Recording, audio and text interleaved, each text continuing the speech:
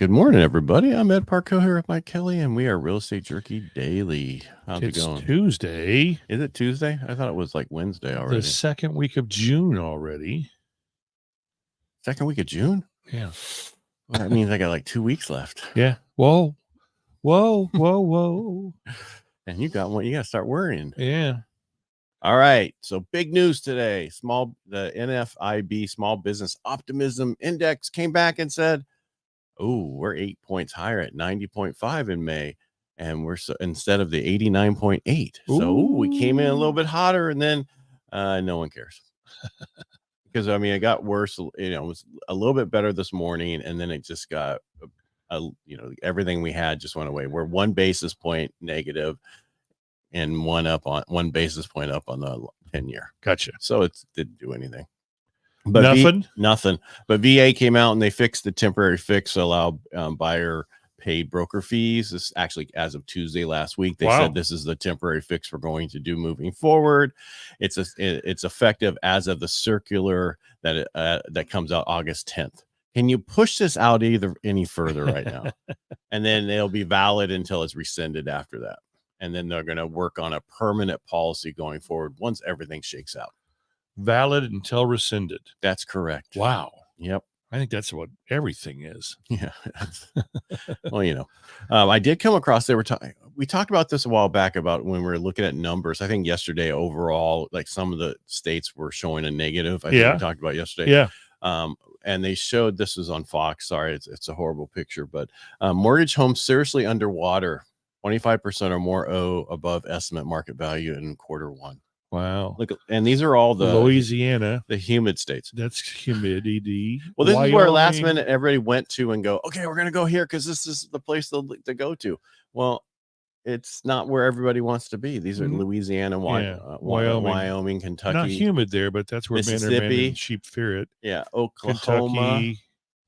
MISSISSISSI. Yeah, but there's some humidity overall in some of these states. But even Florida's having their little thing. So this is hardly anything. This is as of the pandemic, the height of the pandemic. So when people can't sell their home because there's not a lot of people buying because of interest rates, they're going to go down a little bit in value. And this is like hardly anything. Yeah. Really 10% on 400,000, which is not the average home in that state, is $40,000. Yeah. What kind of drop in prices are we having over here? Nothing. Up through the roof. Exactly. Yeah. The roof is on fire, but it can't hold us. Let the burn. Yeah. Anyway, but the positive thing in California is they just put together in Skid Row in LA a $165 million luxury apartment building to open for Los Angeles homeless population. Yeah. This is a taxpayer funded luxury apartment building. This is kind of like the one we have here in Modesto where they spent ridiculous amount of money for this apartment complex. Right. To put a few people in. Well, this one, it's 278 unit, 19-story tower. And the question is, I wonder if they have elevators. They have to use steps. So walk up. Yeah. Everybody be on the bottom floor. Yeah. Well, they're going to be, that's to say they're even going to stay there. Yeah. What's the requirements? What do you have to do? How nasty is this thing going to be? A little bit like, is it going to be like the projects and years ago that they used to be really nasty? They're full of garbage. Yeah, because they bring in all that stuff, go through it, and that's how they make their money. So how it's just going to be every room full of garbage? I don't know, but it's the unit is self-contained environment that will insulate its former homeless residents from the squalor and hopelessness. Really, the building will offer a slew of benefits, including cafe, courtyard, gym, art room, soundproof music room, computer room, library, TV lounge. What else do you need? I'm gonna go there. I'm homeless now. Yeah, but then and you said, and the gym. Yes, a gym. I wonder what they're gonna do in there. Nothing, because they already go across town to pick up trash everywhere. That's how they exercise. This is one more waste of money, taxpayer money. Yes, just kind of like that. Hey, let's get our alcoholics drunk during the day. That's San Francisco. Yeah, exactly. I know. I'm just saying it's those cities, those big, type of cities that are so far to the left. It's ridiculous. And one day they're going to come back and say, we don't like this. Because if you look at Jim Carrey's house, I don't know if he's been trying to sell his house for a couple of years. Yeah. Every year he's dropping it like $7 million to try to sell it to get out of there. Yeah. Nobody wants to buy it. Well, who wants to live in LA with everything that's going on? Right.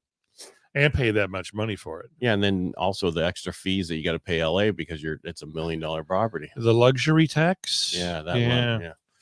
Boomers and millennials are fighting for the same homes. We kind of know this. So we talked about that. I know, but they're just now putting it out. They're finally catching up with us. They're catching up with us. So I just thought I'd reiterate what we've said before. Boomers are not leaving their home. They're staying put. Mm-hmm. Well, those are the homes that millennials need. Yep. And no one's leaving. So that's the dilemma we have. Or if the boomer is leaving their home because it's too large, they're fighting for the first time, or what the millennials are trying to get their foot in the door. Mm-hmm. So that's what I'm saying. They're not leaving. And if they are, everybody's trying to get that house.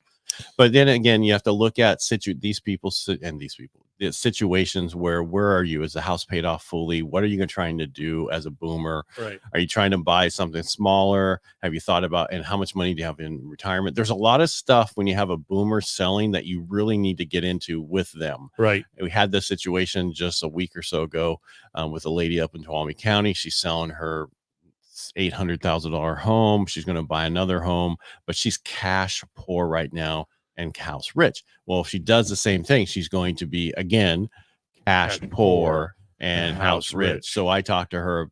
She was a veteran. We were looking at different things, but the best thing for her was that reverse mortgage for purchase. Yeah, she gets to keep about $300,000. That's better. That she can put away, plus live in the house for the rest of her life.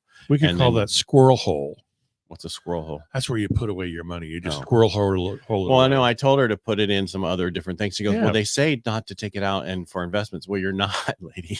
You're keeping it, but you're not going to want to put $300,000 in one bank account. No. You're going to want to put it in to where it earns something, so you get something on your money. Yeah. Is FDIC 200,000 now, or I think it's 250. 250. Yeah, okay. But I could be wrong.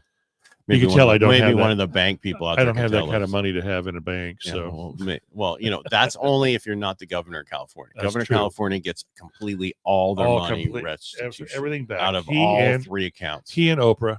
Yeah. Consumers, 86% of consumers are saying it's a bad time to buy a house. This is according to Fannie Mae's report that they put out. Citing a lacking of affordability, and vast majority of consumers do not think right now is a good time to buy a home. When's the best time to buy, Ed? 10 years ago or today. Right.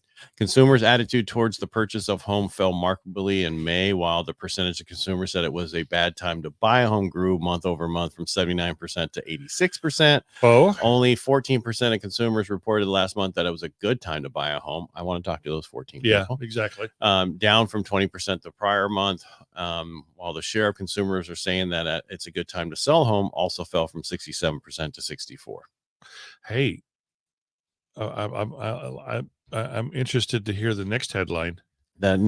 So commercial, we've been talking about commercials having problems in certain places. Yeah. San Francisco, New York. Well, right now, New York office building is being sold at a 60% discount. 67%. What did I say? 67% Well, discount. You think that might have anything to do with the outcome of the rigged I know. I just think that a couple things, people aren't always going back to the office anymore. Plus, it is New York, which is really not where people want. If you ever listen to any of these people who are walking the streets for work, which I mean, like a lot of the news channels are still there, and then they'll go out to walk, and they're like, okay, there's only two people on the road, homeless and women going to Pilates. Yeah, in their yogurt pants. Yeah. Well, and you have Grant Cardone, who said his company had millions and millions to invest, and they were really strongly looking at New York to start investing in.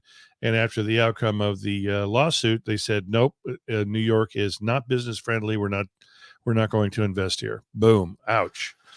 Unforeseen circumstances when you have your blinders on because you have so much hate. Is that your statement? That's my statement of the day. I mean, you're sticking with it. I'm going to hang out with that one for a long time. Uh-oh, what did I just do? You went green. Am I back? You're back. Okay. No, that's your front. Har, har, har, har, har. All right, let's call it a day. Tuesday. Yeah, let's call it a Tuesday. And thank you for being here. We really appreciate you. The person yesterday who uploads our podcast was a little overwhelmed, so they didn't get done with it, and it'll be done this morning, and this one will be done right after that. Yeah. All right, make it a great day. Thanks for being here, and we'll talk to you tomorrow. I think I know that guy. Yeah. Bye, kids. Bye.